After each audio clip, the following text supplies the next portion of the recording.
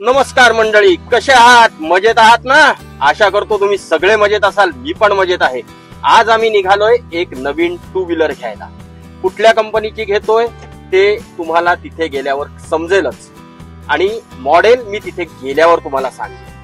आता आम्ही इथनं निघतोय आमच्या घरापासून, आमच्या गाडीतनं. आमच्या बरोबर आमच्या घरातले सगळी मंडळी आहेत. आमचा मयंक, आमचे सौ, आमचे दुसरे एक पुतणे आहेत संस्कार आणि आमचे चक्रधर. तर निघूया, चला मंडळी. गणपती बाप्पा. हे आता आम्ही युनिव्हर्सिटी रोडला आलेलो आहोत. हे बघा, दोन्ही झाला झाड्या आहेत. इथे ही युनिव्हर्सिटीचं हे गेट आहे. हे आतमध्ये श्री छत्रपती शिवाजी महाराजांचा पुतळा आहे. त्याला वंदन करून आम्ही पुढे निघालेले आहोत. छत्रपती शिवाजी महाराज की जय. आता ह्या युनिव्हर्सिटी रोडने आम्ही पुढे आलेले आहोत. आता तुम्हाला आम्ही जे सरप्राईज तुम्हाला म्हटलं टू व्हीलरचं देणार आहे ते आता तुम्हाला लक्षात येईल आम्ही कुठे आलोत आणि काय सरप्राईज देतो. आता तुम्हाला मॉडेल थोड्या वेळात दाखवतो.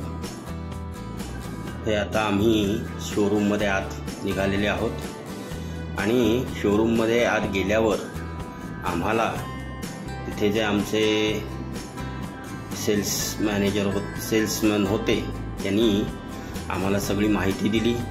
गाडीची वॉरंटी, गॅरंटी, काय कसं काय, इन्शुरन्स सगळ्याची आम्हाला ते माहिती देत होते. आमच्या सौंच्या नावावर आम्ही गाडी घेतोय त्यामुळे त्यांची सही लागणार होती. ती सह्या सगळ्या डॉक्युमेंट्सवर घेतलेल्या आहेत. त्याचप्रमाणे आज जी गाडी आम्ही घेतोय त्याची जे काय माहितीपत्रक आहे, ज्याला आपण हे संपूर्ण बुकलेट त्यांनी दिलेलं आहे. सर्व्हिसिंगची वगैरे सगळी माहिती दिलेली आहे. बरेच दिवस आम्ही या गोष्टीची वाट बघत होतो. एखादी चांगली बाईक आम्हाला घ्यायची होती म्हणून आम्ही आज ही बाईक घेण्यासाठी ट्रम्पच्या शोरूमला आलेलो आहोत आणि आमचं सगळं पुरं झालेलं आहे. हे इनॉग्रेशन केलेलं आहे. ही पहा, ही आज आम्ही गाडी घेतली आहे, ट्रम्प स्पीड 400.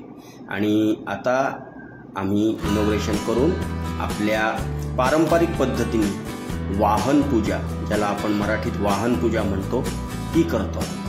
आमचे गुरुजी आम्हाला पूजा सांगतायत त्याप्रमाणे आम्ही सगळं त्या गाडीची पूजा करतोय. कारण आपण गाडीला देव मानतो हे आपल्याला माहिती आहे.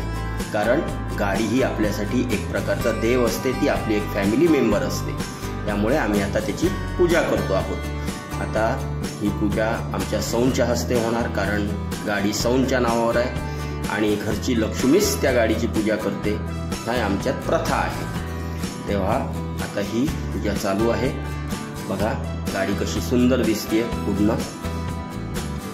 गुरुजीने मला हाताला हात लावायला सांगितला, त्याप्रमाणे मी आपल्याला हाताला हात लावतोय. आमचा मयंक तिथून बघतोय काय चाललंय. पूजा संपन्न होतीये आणि हे बघा आमच्या मिसेसचं नाव मस्त त्यांनी इथे प्रेझेंट केलेलं आहे. गाडी कोणाच्या नावावर आहे ते त्यांच्या इथे येतं. हा आता आम्ही एक सुंदर असा हार आणला होता आमच्या गाडीसाठी, तो आम्ही गाडीला अर्पण करतोय. मस्त दिसते गाडी हार घातल्यावर.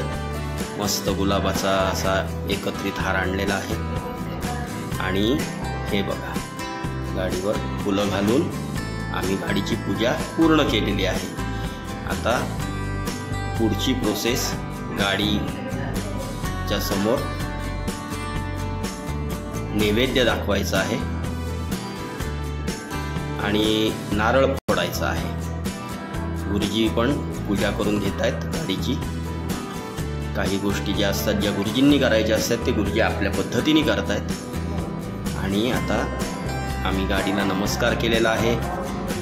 गाडीची पूजा झालेली आहे. आम्ही नमस्कार करतो आहोत. आम्ही नारळ दाखवलेला आहे. फक्त काय आहे, शोरूमच्या आतमध्ये नारळ फोडता येत नसल्यामुळे त्यांनी बाहेर सोय केलेली आहे. त्यामुळे आम्ही इथेच पूजा करून नारळ बाहेर फोडायचा आम्ही विचार केला आणि तिथे त्यांनी त्याची सगळी सोय केली.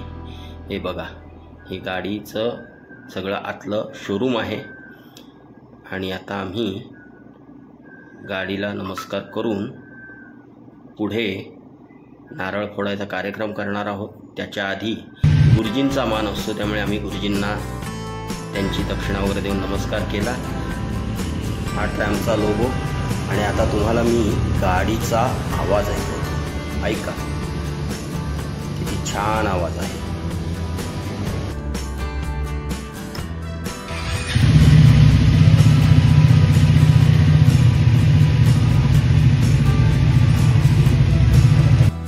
असा सुंदर आवाज.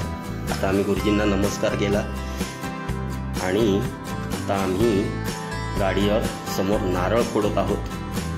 नारळ फोडून गाडीचं स्वागत केलेलं आहे.